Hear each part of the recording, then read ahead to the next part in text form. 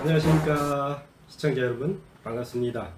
한대환 강사입니다. 오늘은 약속된 대로 특강, 좀 영상이 살짝 길어질 수 있어요. 어쩌면 이게 30분이 넘을 수 있는데 그 안에 또 설명을 짧게 드릴 수는 없는 부분이기 때문에 꼭 길더라도 끝까지 시청 부탁드리고요.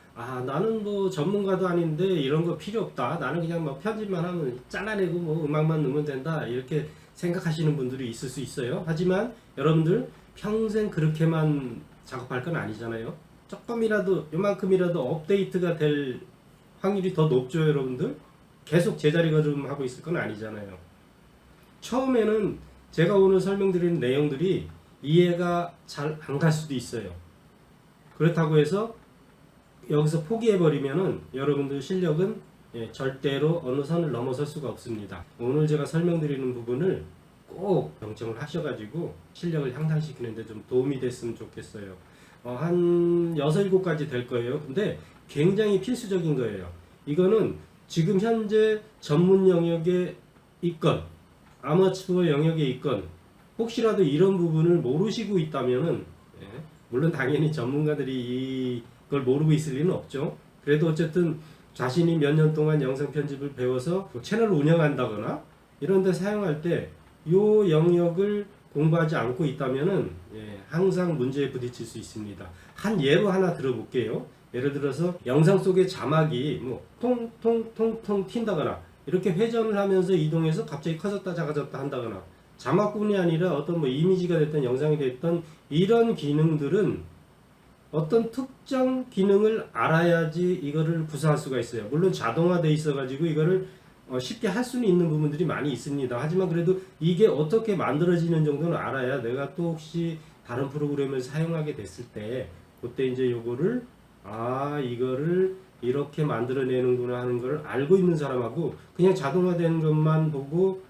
한 번도 그걸 사용해보지 않은 분들은 당연히 못하겠죠. 아니면은 지금 당장 필요 없더라도 나중에 이제 영상 편집을 자주 하다 보면은 좀 더 퀄리티를 높여야 될 부분이 있어요. 왜냐하면 저 사람이 만든 거는 뭔가 좀 있어 보여요. 근데 내가 만든 거는 그렇지 않을 수가 있어요. 그거는 바로 오늘 공부하는 내용을 알고 있느냐 모르고 있느냐, 익숙하냐 익숙지 않으냐, 그 차이에서 있는 거니까 여러분들 오늘 꼭 끝까지 시청 부탁드리고, 이거는 캡컷뿐이 아니라 모든 비디오 편집, 이미지 편집을 하는 소프트웨어를 다루는 영역에 계신 분들, 그런 분들한테는 모두 적용되는 것이니까 꼭 내가 이거 뭐 캡컷이나 아니면 뭐 필모라나 이런 편집한다고 나는 뭐 이거 관계가 없네 이렇게 생각하시면 안 돼요.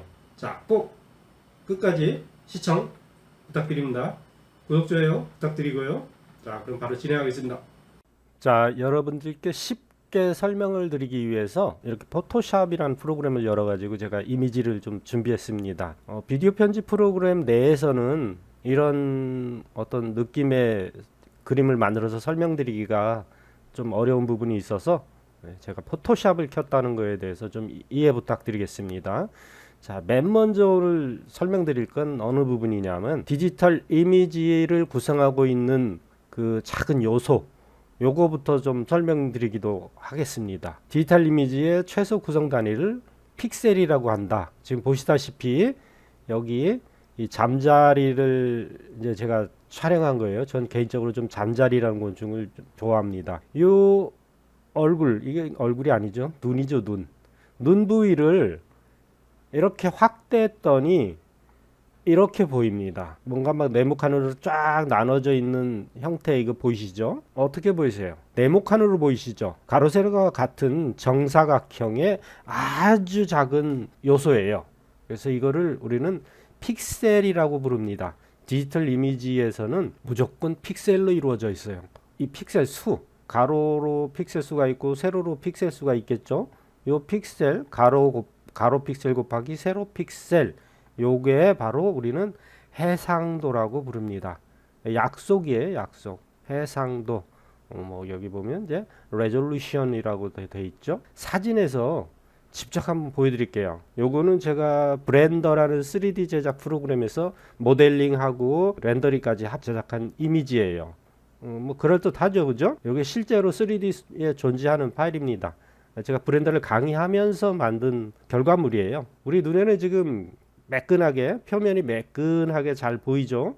진짜 그러면 얘를 확대하면 픽셀이라는 게 보이는지 키워보겠습니다. 계속 키워요.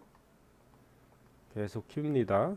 여기 비율 보세요. 여기 비율 지금 800배입니다. 800배 하니까 500배 정도에서는 좀 깨지기만 하지 보이진 않아요. 근데 이거를 계속 키우면 보이죠? 계속 보이죠? 네, 12800배 12800배입니다. 이게 지금 파란색으로 지금 가고 있죠? 네, 이렇게 다 픽셀로 있어요. 그래서 이 픽셀 하나하나에 여러 개의 색상 값이 막 섞여서 이렇게 보이는 거예요. 이게 다 틀리잖아요. 그죠? 그래서 조금 이따 또 이제 알아볼 내용이 있는데 그 부분에서 또 상세히 설명드리도록 하겠습니다. 우리는 이것을 픽셀이라고 한다. 비디오 편집 소프트웨어를 설명하면서 왜 사진을 꺼내 갖고 화면을 확대하고 이러느냐? 사진과 비디오는 같아요. 사진은 정지된 이미지 하나이지만 비디오는 정지된 이미지가 시간차를 두고 변화하는 사진이 계속 순차적으로 바뀌는 것을 우리는 비디오라고 합니다. 나중에 이제 또 다 설명드릴 거예요. 자, 이렇게 해서 우리는 픽셀이라는 것을 확인해 봤어요. 그 픽셀의 총 개수가 해상도다.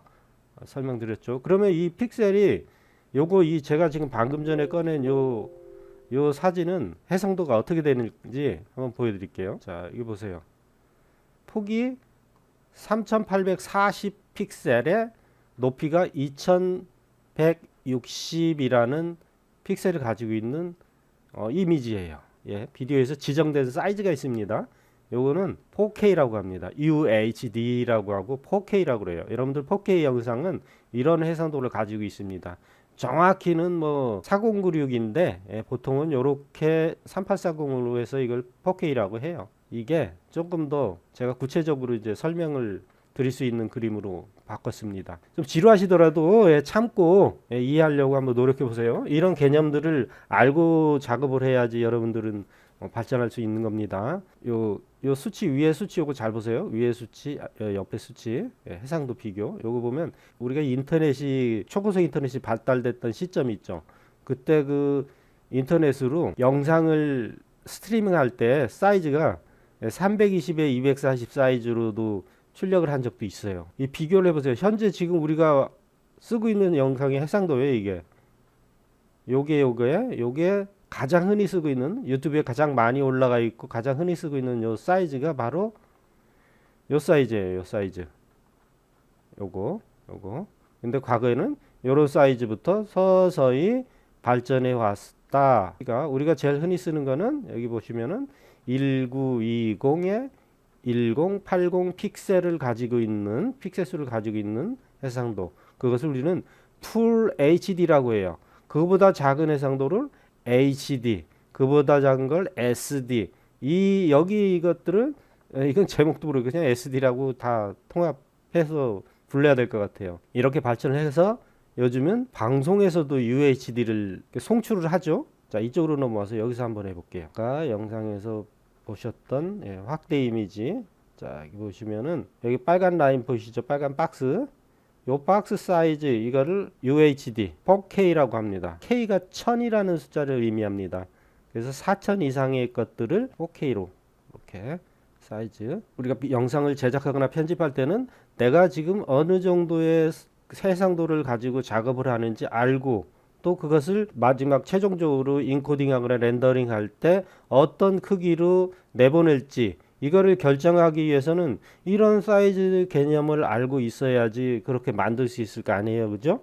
무조건 그냥 아무 생각 없이 막 잘라내고 붙이고 막 넣고 글씨 쓰고 내보내기. 근데 내가 어떤 사이즈로 작업을 했는지도 몰라요. 어디에 업로드 시키거나 어디로 출력하거나 어디로 보내거나 했을 때 특정 해상도로 보내시오. 이렇게 했을 때 이걸 모르고 있다면 못 하겠죠. 그런 일들도. 자, 그래서 아무리 우리가 아마추어지만은 이런 정도는 충분히 알고 있어야 된다. 그래서 제가 이런 그림을 준비해 봤습니다. 요건 제가 캡컷 화면을 캡처해 가지고 이렇게 보여드린 거예요. 이게 바로 타임라인이에요. 아래쪽이. 타임라인의 한 줄을 우리는 트랙이라고 그러는 데서요. 트랙. 이거 오늘 처음 들어보시는 분들도 물론 있겠죠. 트랙이라고 합니다. 트랙을 하나씩 쌓아가면서 작업을 진행해요. 캡컷에서 아니면 다른 소프트웨어에서도 마찬가지예요. 비디오를 하나하나 이렇게 잘라내면서 작업을 하는 거예요. 잘라내고 자르고 남겨야 될 것은 남기고 버릴 건 버리고, 요게 이제 가장 기본적인 편집 작업 중에 하나인데 가장 중요하기도 하고 가장 먼저 실행되는 작업이에요. 요거 이제 실제 비디오 가지고 한번 보여드릴게요. 자, 요거는 이제 진짜 편집 캡컷 화면이에요. 자, 이렇게 움직일 수가 있죠. 자, 컷 편집 그냥 막 자르면 되는 거 아니에요? 이렇게 그냥 막 잘라서 뭐 버릴 거 버리고 뭐 이렇게 해서 이렇게 버리고 이러면 되는 거 아니에요? 이렇게 생각하시겠죠, 그죠? 초보자분들이 이 부분을 이해를 못 하시는 분들이 계시더라고요. 그걸 왜 버려? 뭐 아니면은 뭐 왜 버린다는 것보다는 크기를, 이걸 버리려고 하면 이걸 어디를 잘라서 버려야 되는지 이거를 이해를 못 하시는 거예요. 저는 그걸 이해를 못 하겠더라고요. 자, 한번 보여드릴게요. 자, 예를 들어, 자, 이렇게 대나무가 잘라지는 그 순간만 남기고 나머지 것들을 다 버리고 싶어요. 예를 들어 여기서부터 쭉 해서, 자, 이렇게 해서 이 앞부분은 버리고, 이 앞부분은 버리고, 이렇게 해서 이렇게 잘라진 거 폼 잡는 부분까지, 여기까지만 쓰고 나머지 버리고 싶어요. 그러면 얘를 몇 조각을 내야 될까요, 여러분? 몇 조각 내야 될 것 같아요? 이렇게 해서 재생을 해볼게요. 자, 너무 앞부분이 제가 이미 잘라놓은 거라, 자, 이렇게 지나가려고 그러죠. 자, 여기, 그러면 여기를 앞부분을 버릴 거기 때문에 여기 잘라버려야 되겠죠. 자, 이 상태에서 캡컷에서는 단축키가 컨트롤 B인데요. 다른 프로그램마다 단축키 다 달라요. 자, 이 부분 자르니까 어떻게 됐습니까? 두 조각이 났죠. 두 조각. 이거는 모든 프로그램이 다 똑같습니다. 비디오 편집을 하는 모든 프로그램이. 자, 이렇게 해서 대나무를 자르고 마무리 단계로 진입하는 그 순간까지만 내가 살리고 싶어요. 자, 그렇죠. 여기까지만 쓰고 싶어요. 요거만 쓰고 싶은 거예요. 여기는 버리고 이 부분, 요 자른 부분은 버리고 요 부분도 버리려고 그래요. 자, 지금 이제 여기를 버려야 되니까 그걸 잘라야 되겠죠. 잘라 버리는 거예요. 왜냐하면 이게 통으로 된 걸 그냥 버려버리면은 몸본이 사라지는 거잖아요. 자, 컨트롤 B. 자, 그러면 지금 이게 비디오가 몇 조각이 났습니까? 한 조각, 두 조각, 세 조각이 난 거예요. 요 세 조각이 나버린 거죠, 그죠? 그런데 내가 진짜 사용하려고 하는, 남겨놓을 거는 요거 하나입니다. 자, 그렇다면은 나머지 것들은 버려야 되겠죠. 자, 지금 이 클립들을 위로 올리니까 어떻게 됐어요? 이 뒤에 있는 애들이 와서 이렇게 쫙 갖다 붙어버렸죠. 예, 요렇게 설정이 돼 있기 때문에 그런 거예요, 이거는. 그래서 어떤 프로그램이 이렇게 설정을 안 해놓고 쓰는 것도 있고 이렇게 설정해서 쓰는 것도 있습니다. 여기 메인 트랙이라고 하는 건데 아무튼 얘는 필요가 없기 때문에 지울게요. 자, 얘를 버려버릴게요. 선택하고 지우고. 그럼 이렇게 떨어져 있어요, 그죠? 예, 이 밑에 트랙에 있었다면 얘는 지금 와서 붙었을 거예요. 근데 제가 좀 설명을 드리려고 위로 올려놓고 한 거예요. 자, 우리가 필요로 한 게 이거라고 그랬죠. 자, 얘 선택하고 얘는 버립니다. 그러면 얘만 남은 거예요, 이제. 얘만 남은 거예요. 이런 방식으로 계속 영상들을 추가적으로 이렇게 끌어다가 내가 필요한 부분을 이렇게 해서 얘 버리고 이런 식으로 얘만 남기고 컨트롤 V에서 뒤에 거 버리고 이런 식으로 해서 얘를 여기다 갖다 붙이고 이렇게 이런 식으로 하는 게 바로 컷 편집입니다. 예, 컷 편집의 개념을 이제 충분히 아셨을 거예요. 대부분이 많이 알고 계시지만은 그 중에 이 부분을 이해를 못 하시는 분들이 있더라고요. 그래서 제가 좀 설명을 드렸습니다. 자, 이게 만약에 아래로 내려와 있을 때는 내가 아무리 이렇게 해도 이렇게 멀리 띄워도 가서 붙습니다. 요거는 여기 설정에 따라서 한 거예요. 임의로 캡컷을 이용해서 그냥 설명드렸을 뿐이에요. 프레임이라는 것에 대해서 알아볼 거예요. 프레임. 잘 보시면은 제가 조금 전에도 사진은 그냥 멈춰진 한 장의 사진을 쓰지만은 비디오는 변화하는 사진을 시간차로 재생시켜 준다고 해야 되나? 이렇게 되는 것을 바로 우리는 비디오라고 말씀드렸어요. 제가 오늘 말이 좀 꼬이는데 포토 카메라가 움직이는 이미지를 한 장만 캡처한다. 이렇게 피사체가 이쪽에서 이쪽으로 이렇게 똑똑똑똑똑 이동을 한다고 쳐요. 그 중에 포토 카메라는 특정 위치에 있는 한 동작만을 사진을 찍습니다. 그래서 한 장이 저장이 돼요. 그죠? 근데 비디오 카메라는 이쪽에서 이쪽까지 똑똑똑똑똑 움직이는 거를 그냥 계속 촬영하는 거예요. 사진은 찰칵 찰칵 찰칵 찰칵 찍지만은 비디오는 제가 말로 소리로도 표현할 수 없을 정도로 빠르게 촬영을 합니다. 말씀드린다면 이 소리 혹시 아시나요? 찰칵 찰칵 찰칵 찰칵. 이거보다 더 빠른 사진 카메라, 포토 카메라에서 연사라고 해요. 연속 촬영하는 거. 그 연속 촬영하는 거와 비디오가 촬영하는 방법이 유사합니다. 매우 가까워요. 사진에서 연사를 하면은 사진이 한 장이 찍히는 게 아니라 굉장히 많은 장수의 사진이 찍혀요. 비디오도 마찬가지입니다. 비디오도 사진을 찍으면은 1초에 굉장히 많은 용의 사진을 찍어요. 이쪽에서 한번 보겠습니다. 자, 여기 보면 여기서는 이제 프레임 레이트라고 설명을 드렸는데 프레임과 프레임 레이트. 자, 프레임 레이트란 초당 이미지의 개수예요. 초당 촬영하는 이미지의 개수. 이렇게 해서 FPS라고 해요. 프레임 per second 해가지고 1초에 몇 장의 사진을 찍냐. 사진 카메라는 1초에 한 장밖에 안 찍죠. 물론 연사를 하게 되면 뭐 10장, 12장, 뭐 20장, 뭐 22장 막 이런 식으로 사진을 찍어요. 1초에. 사진 카메라도. 그거를 연속으로 우리 이 비디오 편집 프로그램에 가져오면은 비디오처럼 볼 수가 있어요. 그런 개념을 알고 계시면 나중에 디지털 이미지를 다루는데 좀 도움이 되실 거예요. 여기 보시면은 초당 프레임 수가 높을수록 영상이 부드럽게 재생된다. 일상에서 쉽게 볼 수 있는 24프레임. 요거는 1초에 24장을 촬영하는 거예요. 요거 30프레임은 뭐냐면 1초에 30장을 촬영을 합니다. 일반적인 비디오 있습니다. 우리가 일반적으로 촬영하는 비디오 또는 TV에서 내보내는 비디오, 영상 이런 것들은 대부분이 30프레임이에요. 30분. 24프레임은 영화. 주로 영화에서 많이 사용합니다. 여기 보면 60프레임도 있어요. 60프레임 보면은 굉장히 부드러워요. 부드러운 대신에 데이터 값이 이 30프레임에 비해서 2배겠죠. 2배. 파일 사이즈가 커집니다. 다른 수의 프레임을 가지고 있는 이런 영상들을 직접 편집을 하면서 또 변화를 줄 수도 있어요. 크기를 줄이기도 하고 프레임을 바꿀 수도 있고 이렇게 작업을 할 수 있으니까 그런 작업을 하려면 이런 기본적인 상식을 알고 계셔야 돼요. 여기도 이렇게 그림으로 설명한 게 있죠. 1초당 녹화된 오타 났네. 이미지의 개수. 여기 보면 30프레임은 이렇게 24프레임은 거칠죠. 그죠? 여기 60프레임은 굉장히 촘촘하게 돼 있어요. 그러니까 더 부드럽게 느껴지는 거예요. 프레임 수가 높은 거는 고속 촬영이라고 해서 이거를 슬로우 모션으로도 만들어내기가 쉽다.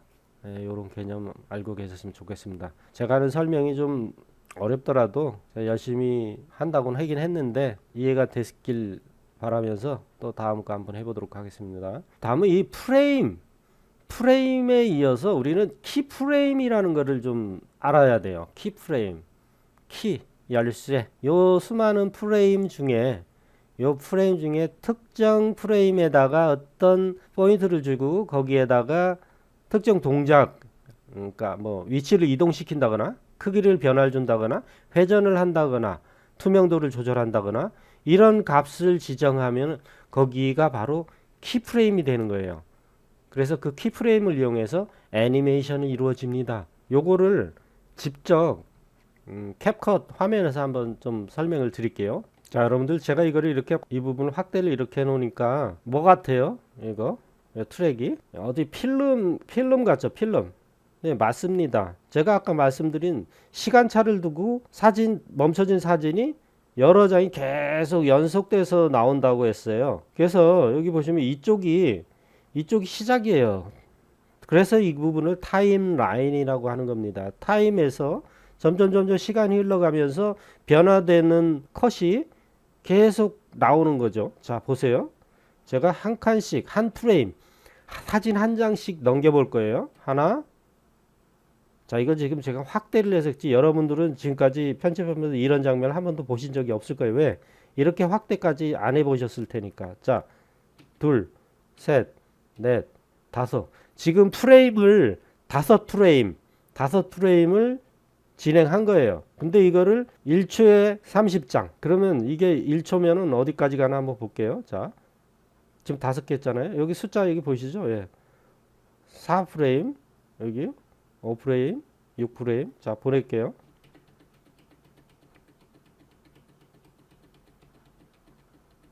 요 위에 숫자 보이시나요? 여기 지금 27프레임 온 거예요. 27프레임 29 30 30프레임 앞에 여기 30프레임이 넘어가니까 여기가 숫자가 1초로 바뀌었죠. 예, 지금까지 진행한 게 1초예요. 1초. 여기까지 온 게 1초입니다. 여기서부터 여기까지 온 게 1초예요. 저기 이렇게 멀리 긴 부분을 왔는데 이게 1초밖에 안 된다고? 예, 그거를 좀 많이 확대했기 때문에 그렇게 보인 거예요. 그래서 이게 프레임이에요. 프레임. 한 장, 두 장, 세 장, 네 장 이게 찍힌 겁니다. 우리 영화로 얘기하면 필름에 이렇게 찍힌 거예요. 이거를 이제 디지털화 했기 때문에 우리 눈에는 그 필름처럼 보이진 않지만 이렇게 타임라인에 끌고 와서 보면은 이런 식으로 보입니다. 근데 이렇다고 해서 여러분들 편집할 때 이 타임라인 여기 트랙을 보고 편집하는 거 아니에요. 여기 보고 편집하는 겁니다. 자, 여기서는 우리가 뭔가를 볼 수가 없어요. 그냥 대충 대략적으로 잡을 수 있는 거지. 자, 그러면은 우리가 평상시에 편집할 때는 어느 정도로 놓고 편집하나? 1초 27프레임이에요. 1초 27프레임. 보시면은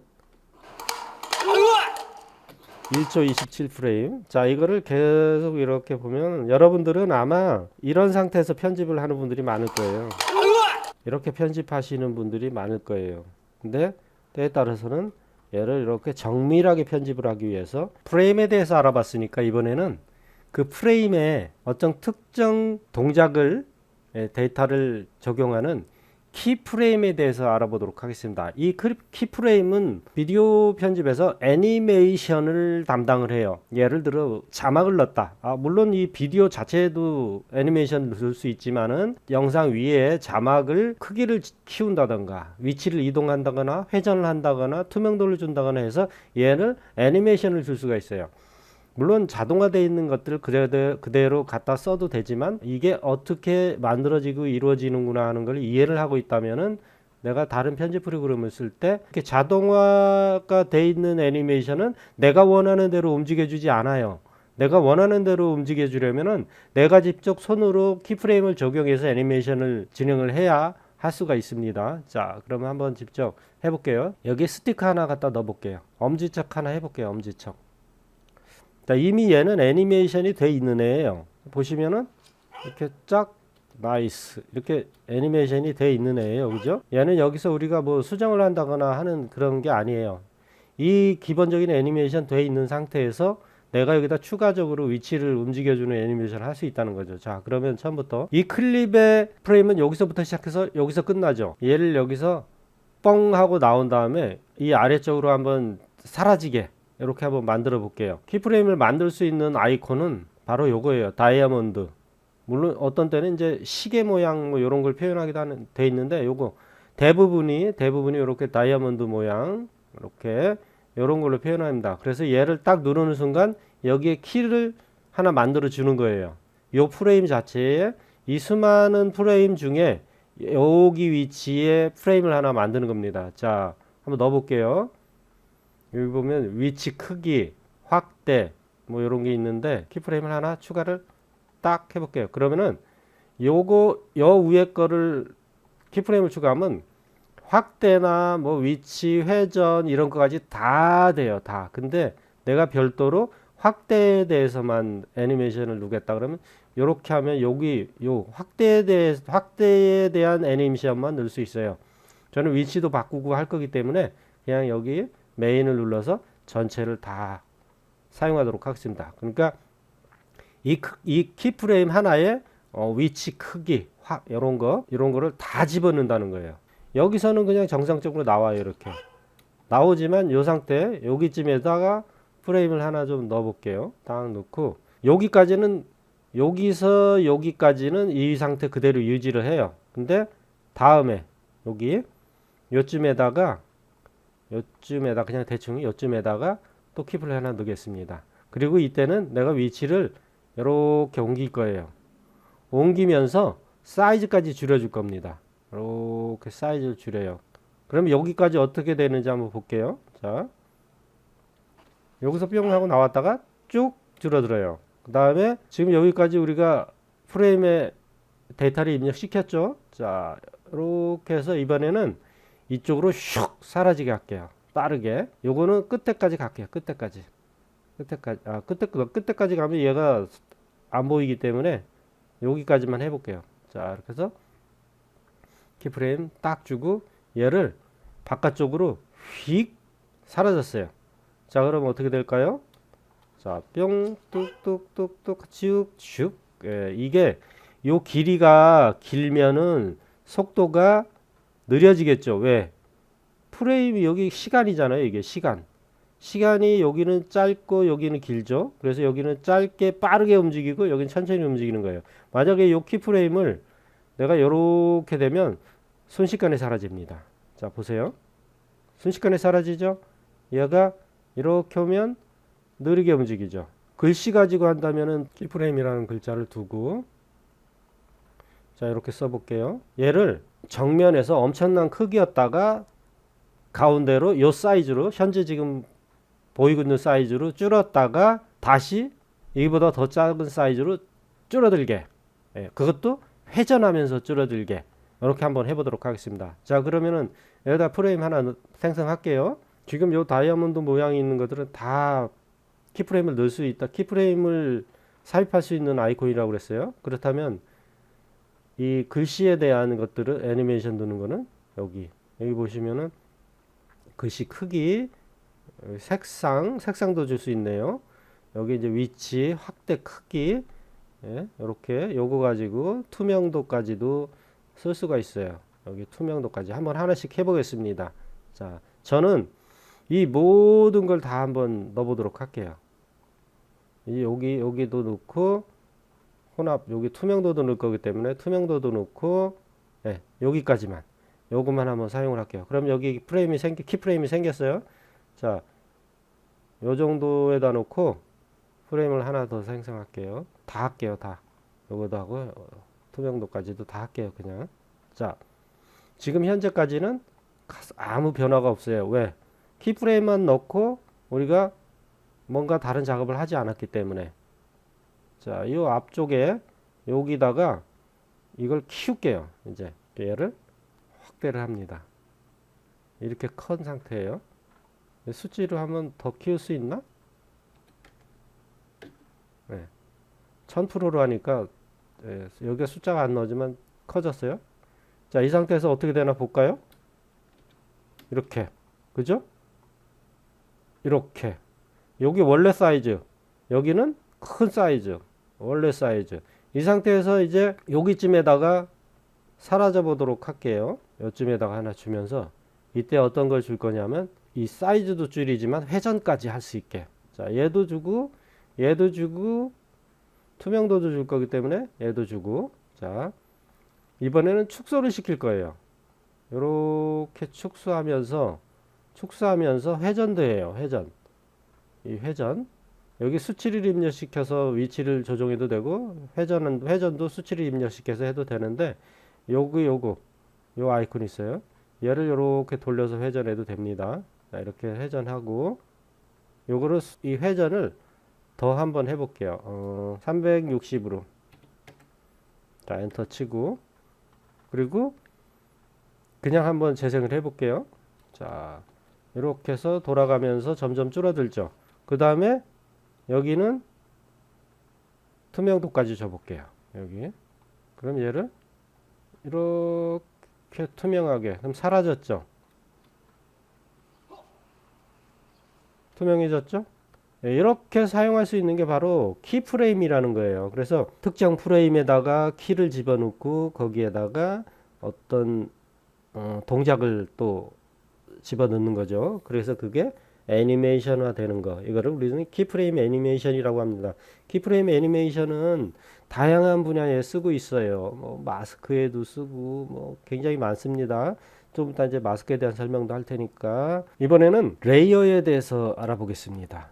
포토샵을 다뤄보신 분들은 뭐 레이어에 대한 개념이 충분히 익혀져 있기 때문에 문제가 없는데 이런 이미지 프로그램들을 사용해 보지 않으신 분들은 초보자분들은 이 레이어라는 개념을 잘 몰라요. 포토샵의 레이어와 비디오 편집 프로그램의 타임라인, 그 트랙 여기에 레이어는 똑같습니다. 개념은 똑같아요. 자, 여기 보시면은 배경이 있고 또 여기 꽃이 있죠. 꽃. 근데 지금 여러분들 제가 꽃을 선택하고 있지만 꽃이 안 보여요. 그죠? 여기 메뚜기 있는 사진이 있어요. 근데 메뚜기 있는 사진 눈을 감기니까 오, 밑에 있는 꽃이 보이네. 얘를 가리니까 또 꽃이 보이네. 글씨. 자, 이렇게 우리 층층층에 있는 하나를 우리는 이거를 레이어라고 그래요. 레이어. 1번 레이어, 2번 레이어, 3번 레이어 이런 식으로 1번 트랙, 2번 트랙, 3번 트랙, 4번 트랙 이렇게 레이어와 트랙은 비슷한 개념이다. 이렇게 생각하시면 돼요. 그래서 비디오 편집 프로그램에서도 위에 트랙에 비디오가 있다면 밑에 트랙에 있는 비디오는 보이지 않습니다. 그럼 직접 보여드릴게요. 이 아래에 있는 레이어, 아래에 있는 트랙의 비디오가 잘 보여요. 정상적으로 보이는데 이 순간 여기 오니까 엉뚱한 비디오가 보이죠. 그죠? 자, 여기서 아까 포토샵 화면에서 보여드렸던 레이어처럼 1번 레이어, 여기 2번 레이어, 3번 레이어, 4번 레이어, 1, 2, 3, 4 이런 식으로 레이어가 순서가 있어요. 위로 올라갈수록 가장 위에 배치되기 때문에 얘만 보이는 거죠. 근데 여기 글씨는 글씨 외에 다른 부분은 투명하기 때문에 밑에 있는 것들이 보이는 거예요. 글씨 부분은 뒤에 있는 비디오가 보이지 않습니다. 왜? 제일 위에 있으니까. 요거를 이제 레이어 개념이라고 그래요. 어떤 비디오 편집 프로그램은 이걸 반대로 적용하는 게 있어요. 위에서부터 아래로 이렇게 되는 것도 있습니다. 파워 디렉터라는 프로그램의 기본이 그렇게 돼 있어요. 가끔 사람들이 헷갈릴 경우가 있는데 그거는 선택을 할 수 있습니다. 순서를 바꿔서 할 수가 있어요. 아무튼 이렇게 기본적으로는 위에 있는 게 아래에 있는 레이어를 가려서 보이지 않는다. 그래서 마스크 같은 것들을 사용해 가지고 얘를 가릴 수가 있어요. 이따가 이제 그 부분 한번 알아보도록 하겠습니다. 자, 이번에는 채널이나 부분을 알아볼 텐데요. 여러분들은 이 부분을 오늘 이해를 못하고 가셔도 돼요. 왜냐하면 좀 이해하기가 어려운 부분이기도 하기 때문에 포토샵에서는 채널을 이해하지 못하면은 작업하기가 꽤 어렵습니다. 그래서 이 채널 비디오 편집에도 마찬가지예요. 왜냐하면 디지털 이미지를 다루는 거는 포토샵이나 비디오 편집 프로그램이나 똑같습니다. 여기 보시면은 RGB라고 써져 있어요. 여기 보면 R, 레드, G, 그린, B, 블루 색상을 얘기하는 겁니다. 우리 눈에 보이는 이 아름다운 코스모스 꽃 있죠? 이거 오래전에 제가 촬영한 건데 이 보고 있는 이미지는 이 RGB라는 이 세 가지 색상이 섞여서 이렇게 생성된 거예요. 이것들은 이거 얼마, 이거 얼마, 이거 얼마를 여기다가 섞여 넣은 거예요. 자, 여기 한번 보세요. 이것까지는 다 모르셔도 되는데 이런 개념으로 이게 디지털 이미지가 형성이 되어 있구나 이런 거 정도만 알고 계시면 될 것 같아요. 자, 여기 보시면은 제가 색깔을 바꿔볼 거예요. 녹색 부분 여기를 한번 찍어 볼게요. 자, 이렇게 찍어 보면 다른 부분은 보실 필요 없어요. 여기 RGB라는 만 보세요. 자, 여기 보면 R이 57, G가 63, B가 35 이렇게 이 부분 요 색깔이 바로 그렇다는 얘기예요. 여기가. 그럼 여기를 한번 찍어 볼게요. 여기는 어떨 것 같아요? 여러분들 이 색깔은 무슨 색이에요? 붉은 계통이죠. 빨간색이 많이 섞이. 여기 당연히 빨간색이 많이 섞일 겁니다. 자, 보세요. 자, 여기가 255가 요게 진짜 빨간색이에요. 그래서 여기를 지금 찍었을 때 196밖에 안 돼요. 빨간색이 196밖에 안 돼요. 만약에 여기를 요 위치가 지금 그렇다는 얘기예요. 이 위치를 여기를 내가 255 해보면은 255 해보면은 보세요. 이게 여기까지 갔잖아요. 그죠? 위로 이거 0 하면 정확하게 여기로 가죠. 그죠? 여기다 다른 색깔을 집어넣으니까 이게 색깔이 위치가 달라지는 거예요. 이걸 뭐 180 뭐 이런 식으로 넣으면은 얘 위치가 요 위치가 바뀌어 버리죠. 그죠?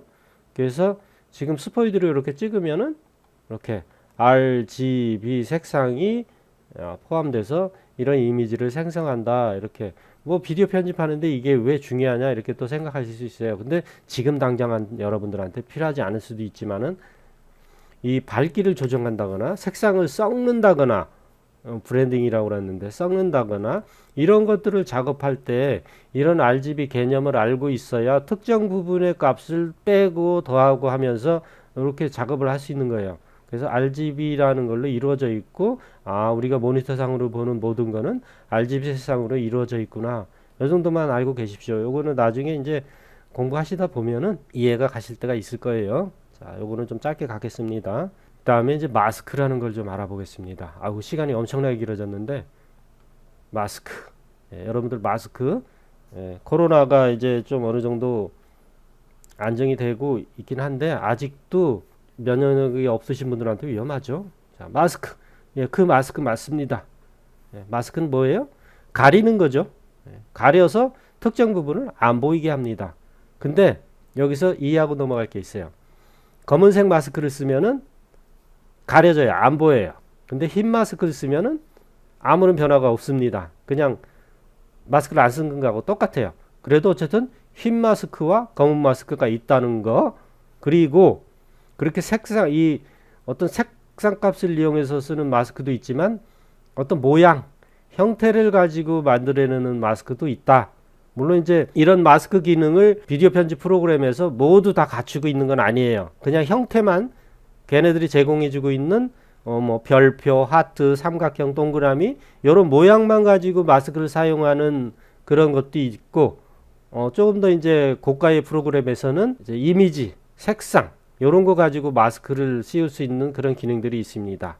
네, 그래서 모든 게 있진 않으니까 이런 마스크의 어떤 개념만 알고 계시면 또 다른 프로그램을 쓸 때 이렇게 가지고 사용하면 되겠구나. 이렇게 좀 칼처럼 끊어진 게 아니라 부드럽게 마스크를 씌우는 방법도 있고, 자, 포토샵에서 한번 마스크가 어떻게 씌워지는지 한번 볼게요. 요거는 이제 클리핑 마스크라고 그러는 건데, 클리핑 마스크는 얘는 이렇게 해서, 자, 요거 한번 제가 씌우면은 글씨 부분만 남고 꽃들이 다 사라질 거예요. 이렇게. 이걸 마스크라고 해요. 우리는 비디오 편집할 때도 이와 유사한 방법으로 마스크를 씌울 수 있습니다.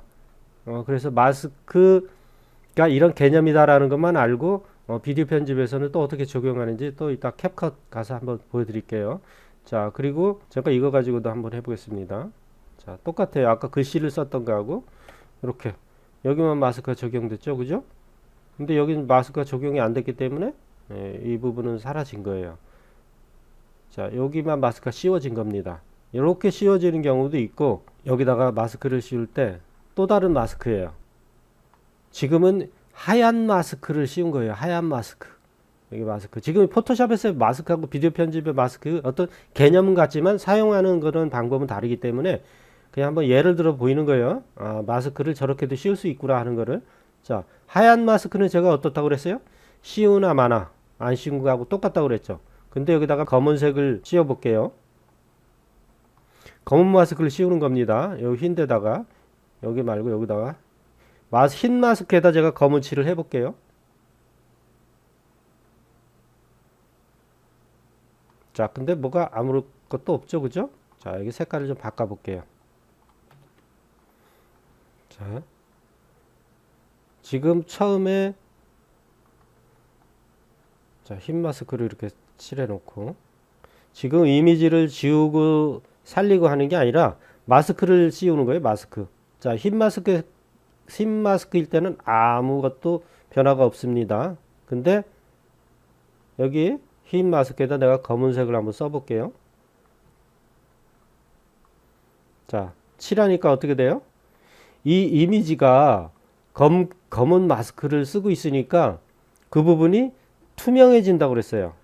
그러면서 여기 밑에 배경이 글씨가 이 배경의 색상이 보이는 겁니다. 내가 이렇게 지고 있어. 이거 이미지가 지워진 거 아니에요. 여기 이미지 멀쩡하죠, 그죠? 이 마스크를 씌운 거예요. 다시 여기다가 흰색으로 다시 바꾸면은 다시 살아납니다. 이거는 투명도를 조정할 수도 있어요. 투명도를 조정해서 조금씩 살아나게 할 수도 있습니다. 도형이나 글자를 가지고 마스크를 생성하지만 할 수도 있지만 이렇게 칠을 해서 특정 부분만 보이게 하고 가리고 이런. 그러니까 여기서 꼭 기억해야 될 거는 하얀색 마스크는 아무 변화를 주지 않는다. 원래 상태를 그대로 유지하게 한다. 검은색 마스크는 보이지 않게 가려버린다. 자, 비디오 편집 프로그램에서 그러면 마스크를 한번 직접 보여드릴게요. 근데 이 캡컷에서는 마스크의 기능이 좀 단순해요. 이거밖에 없습니다. 이 부분 가지고 한번 해보도록 할게요. 여기는 어떤 색상을 가지고 하는 마스크가 아니고 그냥 형태만 가지고 마스크를 씌우는 거죠. 여기다가 마스크를 한번 씌워보도록 할게요. 만약에 여기 마스크를 씌워서 특정 영역이 가려지면 이 밑에 비디오가 보일 겁니다. 자, 그러면은 하나씩 진행을 해볼게요. 얘 가지고도 한번 해볼게요. 자, 얘를 선택을 하면 이렇게 보여요. 근데 이게 뭐 마스크야? 이렇게 할 거예요. 근데 잘 보세요. 이 위에 있는 거, 이 위에 보이고 있는 거는 이 위에 있는 비디오 트랙이에요. 근데 요 밑에 있는 거는 아래 거. 그러니까 여기를 잘 보시면은 이렇게 나눠져 있어요, 마스크가. 그래서 얘를 이렇게 올리면 뭔가 좀 부드럽게 마스크가 되죠, 그죠? 얘를 이렇게 회전을 할 수도 있어요. 근데 이것도 애니메이션을 줄 수 있다는 거예요. 이렇게 여기 키프레임, 우리 아까 키프레임에 대해서 공부를 했잖아요. 자, 예를 들어서 이 상태에서 여기 키를 줍니다, 그죠? 키를 줘요, 여기서부터.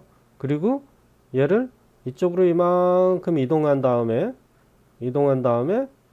얘를 회전을 줘요. 여기 키를 누르고 하는 게 원칙이지만 지금 키프레임이 진행되고 있는 상태에서는 요거 안 눌러줘도 얘만 이렇게 바꿔주면은 키프레임이 생깁니다.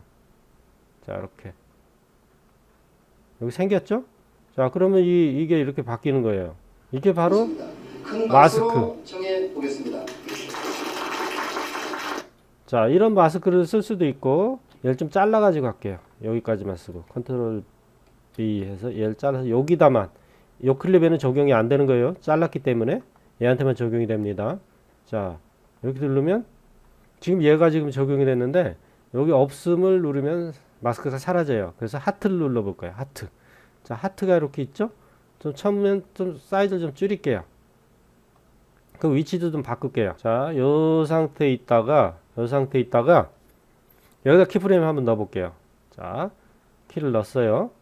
그리고 이쯤에다가 얘를 확대를 빡 해버릴 겁니다. 얘를 쭉, 이게 이제 전환 효과로 쓸 수도 있는 거예요. 이거 전환 효과. 갑자기 안 보이다가 거무단 단장으로 활동하고 있습니다. 자, 이거를 더 줄이면은, 더 줄이거나 투명도까지 주면은, 그죠? 이거 좀 흐리게 해야 되겠다. 기타를 눌러서 더 줄여, 사이즈도 더 줄여 볼게요. 이거를 더 줄이겠습니다. 이렇게 이 상태였다가 갑자기 슝 하고 이렇게 전환 효과도 만들어 줄 수 있는 거예요. 애니메이션을 이용해서. 그래서 여러분들은 마스크와 키프레임 이런 걸 가지고 다양한 연출을 할 수 있기 때문에 이런 것들은 꼭 배워주세요. 아까 얘기했던 채널은 좀 이해하기 힘들더라도 제가 또 설명을 여기서 할 수도 없어요. 채널을 충분히 이해할 수 있게 설명도 힘들어. 근데 알고만 계시면 됩니다부터는. 마스크는 꼭 기억하시죠? 키프레임하고. 요렇게 하면 이제 어느 정도 비디오 편집에 대한 어떤 기본적인 이해는 하실 수 있는 거예요. 근데 이거 말고도 또 몇 가지 더 있는데 그것까지 하면 너무 또 머리가 복잡해지고 힘드시니까 그것까지만 하고, 마지막으로 렌더링에 대해서 좀 설명을 드릴게요. 내보내기. 여러분들 그냥 이렇게 잡아갖고 그냥 내보내시잖아요. 이렇게 그냥 내보내죠. 그냥 보내잖아요. 이제 이름하고 파일명만 적고 그냥 보내죠. 그죠? 아까 제가 설명드렸던 해상도, 여기 이런 해상도 있잖아요. 이런 거 모르고 있다면 이런 거 설정을 할 수가 없겠죠. 그죠? 여러분들 이제 오늘부터는 이런 거 설정할 수 있을 거예요. 제가 아까 4K까지 설명을 했잖아요. 그죠? 기본적으로 가장 흔하게 쓸 수 있는 게 1080p FHD 요거기 때문에 이렇게 기본 체크가 되어 있는 거예요. 많이 쓰니까. 여기 뭐 사용자 지정하면 내가 또 어떤 뭔가를 좀 다르게 더 할 수도 있고, 비트레이트라고 요거 뭐냐면 이 수치가 크면은 그만큼 비디오의 품질은 높아지고, 이거 수치가 낮으면은 품질이 좀 떨어지는 대신에 용량이 작아집니다. 그런 게 있으니까 요건 그런 정도로 쓰겠다. 이런 것까지 다 아실 필요는 없어요. 나중에 공부하시면 제가 예전에 강의 올린 게 있기 때문에 그거는 이제 컨베울레 가서 공부하셔야 돼요. 지금 제가 오늘 설명드린 내용들은 다 컨베울레에 있습니다. 그래서 이건 이제 코덱이라는 건데 여러분들 코덱도 오늘 설명을 안 드렸어요. 또 이거 설명드리려면 또 시간이 어마어마하기 때문에 그냥 이런 게 보통은 우리가 H264를 많이 쓴다. 정도로만 알고 계십시오. 그리고 형식은 MP4를 쓴다. MP4, MOV를 하든 이걸 하든 상관없는데 우리는 제일 흔한 거는 MP4를 주로 쓴다. 자, 여기 아까 프레임 속도 있잖아요. 요거 프레임 속도 1초에 몇 장씩 진행하는 비디오를 만들래? 요거예요. 오늘 설명드린 내용을 모르고 있었다면 이런 거 여러분들 설정을 할 수가 없겠죠. 그죠? 오늘 배운 내용만 가지고도 이 부분을 설정을 할 수 있습니다. 내가 어떤 사이즈의 비디오를 만들고 있고 최종적으로 내보낼 때 이런 사이즈로 비디오를 내보내야 되겠구나 하는 거를 선택을 할 수 있는 겁니다. 오늘 한 내용을 모르고 있다면 이거 선택을 할 수가 없어요. 시간이 엄청나게 길어졌는데 좀 도움이 됐으면 좋겠습니다. 특강 가지 않은 특강을 여러분들과 함께 해봤어요. 자, 처음부터 끝까지 시청을 하신 분이라면 저에게도 힘이 되는, 또 본인에게도 단장으로 힘이 되는 활동하고 것이기 때문에 다른 분들에게도 좀 추천 부탁드리고 오늘은 여기서 마치도록 하겠습니다. 수고하셨습니다.